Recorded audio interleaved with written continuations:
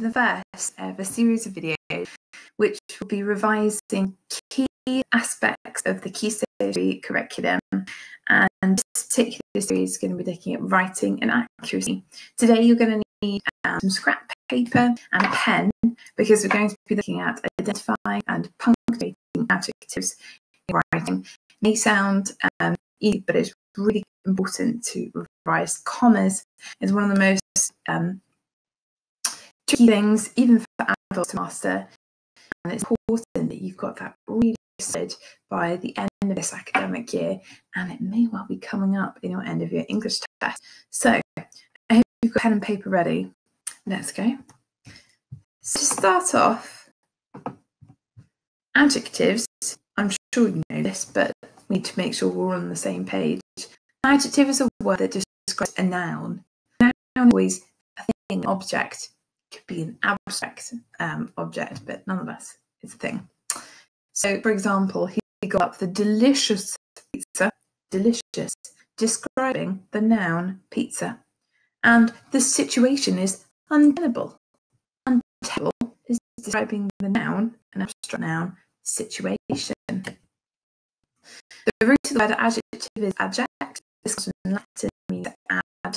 So these are all adding descriptive detail. So we're trying to remember what adjectives do. It can be helpful to think of them adding to an object. You don't do this when you write boards. On a piece of paper, you'll write down the adjectives that appear in sentences below. Let's see if you've got it. Are you ready? Okay. The long days were so tedious. Which are the adjectives? Have you got it? Shall we check your answers? Give yourself a tick if you've got long and tedious. Okay.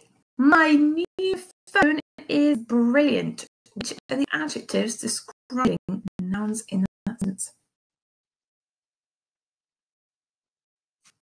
Okay, you ready? Give us a tick if you wrote down the words new and brilliant. Got it. One more. There's nothing like the smell of cut grass. Which are the adjectives describing the thing?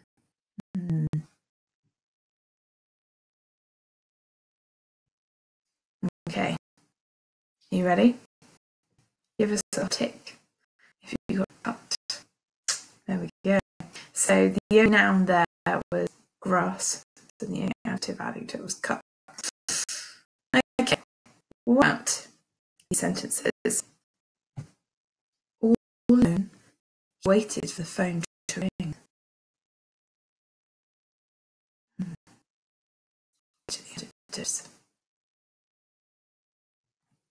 Give yourself a tick if you were alone. It's tricky there. I might be tempted to write waited, but that's actually functioning as a participle, like in common actions. The only thing describing him is alone. The snoring was persistent. The snoring was persistent. What's the adjective there? You ready? Give yourself a tick if you wrote persistent. Well done. Very good.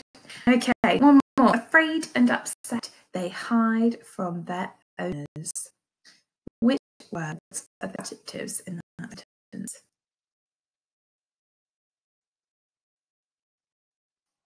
Okay, another moment. Give yourself ticks if you wrote afraid and upset. Super. I hope you're following with me so far. Participles are slightly different to adjectives, and we're going to look at them alongside adjectives. Okay, so a participle is actually a verb, but it's behaving like an adjective in the sentence because it's describing a noun. So, here's an example. An adjective in the first one. The pastry is greasy in my hands. That's an adjective. The pastry was crumbling in my hands. That's a participle. Do you notice the different word ending there? Greasy ending in a Y from the word grease. Crumbling.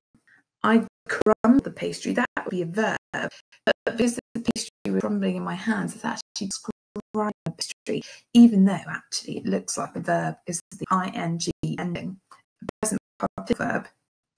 So the word crumbling is a verb, it's actually an adjective. The same is true of the phrases burnt toast and washing powder. So I burnt the toast, that would be a verb.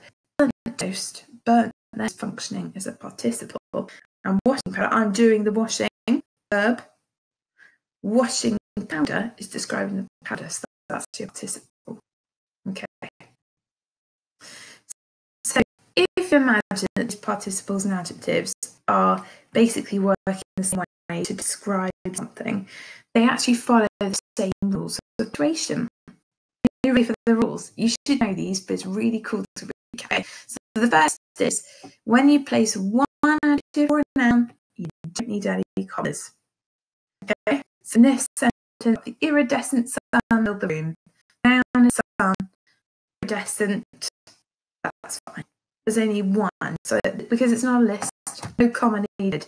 Rule number 2: when you place several adjectives for a noun, you need a comma after every adjective except the final one. Okay, so this is quite a simple size. It makes sense. You've got iridescent, warm sun filled the room. You've got iridescent and warming. They are both describing the sun, but we don't need to put a comma on warming. If you're not going to separate that from sun. Okay, so between each part of the list except for the last one. And 3, when you put an additional adjective at the beginning or the end of the clause, then you need to separate it with a comma. Okay, so if you normally the adjective would go right next to the noun, but if you move that to the beginning of the sentence or right at the end, then you use a comma in. Okay, so for example, iridescent, comma, the sun of the room. If you look up to the top of this top example, the iridescent sun, where the adjective is right before the noun, that doesn't need a comma. When you move it, it does. And the still the room, comma, iridescent, same thing, but then you move it right to the end of the sentence, and that's why it needs a comma. Okay, so those are 3 rules. How would they apply?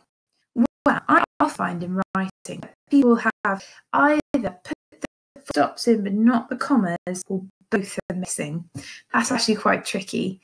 But let's imagine the stops are in, you're thinking, where should commas go? And I know we've done this over to your class. So now I give you a piece of text that only the full stops. A great way to do it is to find the adjectives and participles, because where they're together, you know they'll need commas, and where they've been moved to the front or back of the sentence, they'll also need a comma. So if you can find the adjective and the participle, you know where the comma should go. So let's get this example in front of us. It begins in the first sentence, quiet, Rupert finally sleeps. If you can identify that quiet is actually a participle, then you know it's been moved to the front of the sentence, and therefore it will need a comma. His little body is stretched out, the arms reaching above his head. His baby grow had small grey lettering printed on it. Nobody puts baby in the corner. Now, this comma here between small and grey, that needs to be there. Why? Because you've got 2 adjectives next to each other, small and grey. They're both describing the lettering on baby grey. Okay, and then here we've got murmuring. That's an ing, so that's actually an adjective, it's a present participle. Murmuring, he uses his tiny fingers in his mouth, but because it's been the first sentence, it needs a comma to separate it. And in that, we've got his soft, slow breathing reassures his exhausted mother, who looks on in wonder. Soft and slow are both adjectives. Again, they've been paired together, so they need a comma between them. She watches his eyelids flicker as if he is dreaming, and she smiles, happy and proud. So 2 last words describing the mother, happy and proud. Also need a comma before them. Notice there's no comma before proud, and there doesn't have to be. There's a comma after slow, soft, slow breathing. Only one in between pair. Okay, so I hope that this was helpful and that you have imbibed the 3 key rules and you need to be able to apply them in your end of year test. Well done, everybody. Keep watching.